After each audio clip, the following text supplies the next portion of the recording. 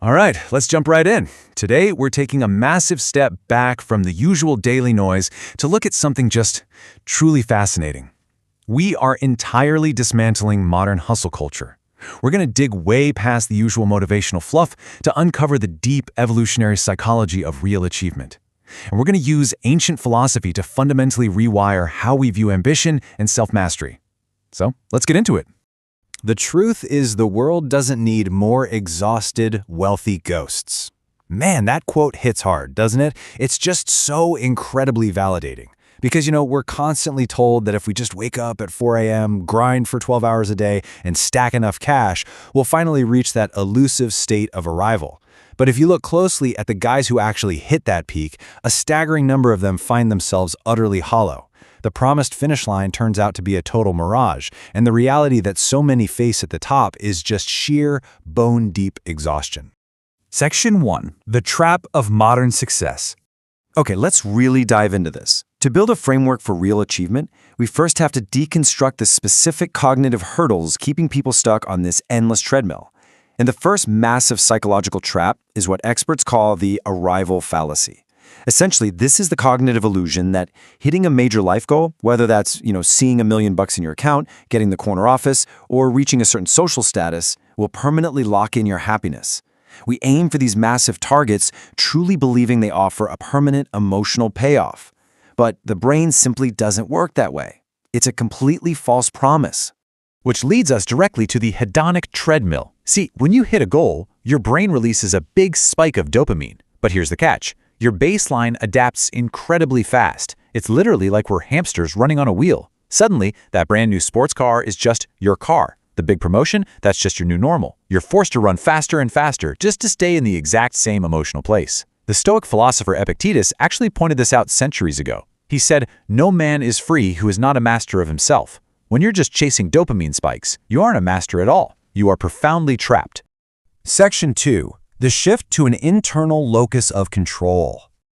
It's really fascinating to realize that the people who fall into these traps are operating entirely from an external locus of control. Basically, their worth is completely dictated by how the world reacts to them. They're relying on weak external metrics like job titles and bank accounts. To break free, we've got to make a major shift to an internal locus of control. This is where you find deep, unshakable, intrinsic satisfaction purely in the mastery of your own actions, completely decoupled from outside applause. To ground this whole psychological shift, we can look to the philosopher Friedrich Nietzsche and his really profound concept of amor fati. That translates to the love of one's fate. Now, this isn't just a catchy bumper sticker phrase, it's a deeply profound philosophical framework for how to live. So, the absolutely crucial point here is how we actually apply this in real life. Embracing amor fati means you stop demanding that the world bend to your specific desires. You stop tying your emotional stability to unpredictable, crazy external events. Instead, you find deep intrinsic satisfaction in self-mastery. You master your own actions and your own reactions, regardless of whatever chaos is happening outside. This mindset completely frees the guy from the desperate need for external validation. Section 3. The engine, the neuroscience of friction. Now that we've laid down the philosophical foundation, we need to understand how the brain is actually biologically wired for achievement, because the science on this is absolutely wild. In modern psychology, there's a distinct difference between outcome goals and process goals. If your mind is constantly fixated on the outcome, the millions, the victory, whatever it is, you're constantly reminding yourself of what you currently lack. And that stresses the brain out, spikes your cortisol, and leads straight to burnout. But process goals, they're fundamentally different. When you intentionally lean into hard tasks and fall in love with the friction of deep work, your brain literally undergoes neuroplasticity. You actually build real biological endurance.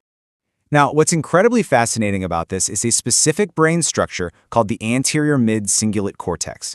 Science shows this area literally grows when we do things we do not want to do. It's just mind-blowing. This isn't some fluffy metaphor for grit. This is the literal, physical, biological foundation of willpower. Section 4. The need for voluntary suffering.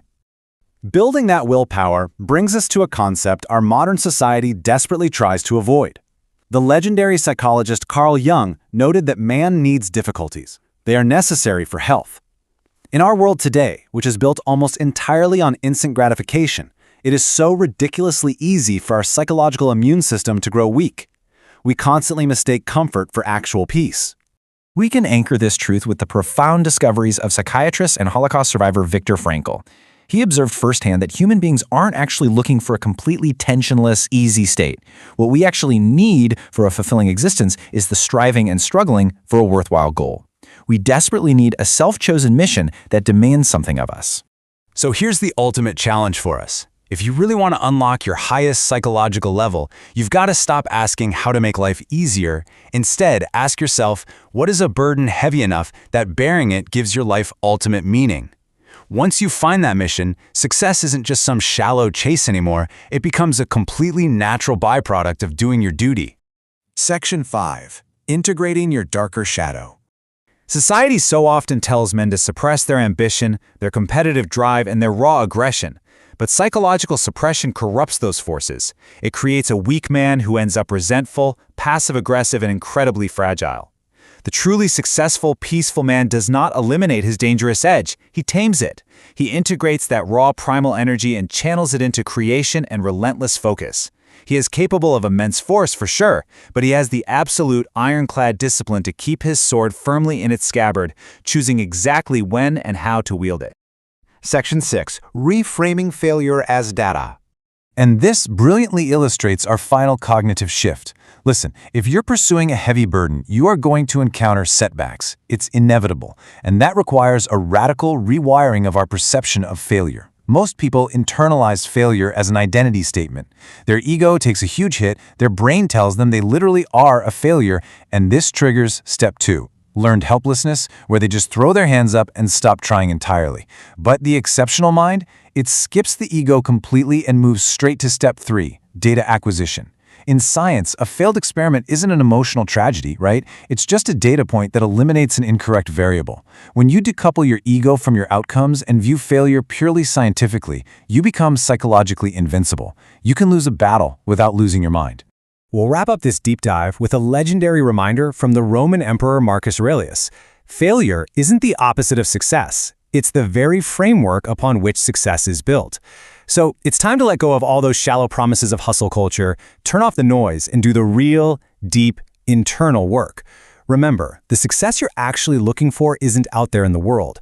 The ultimate obstacle and your ultimate tool for success are both waiting for you right there in the mirror.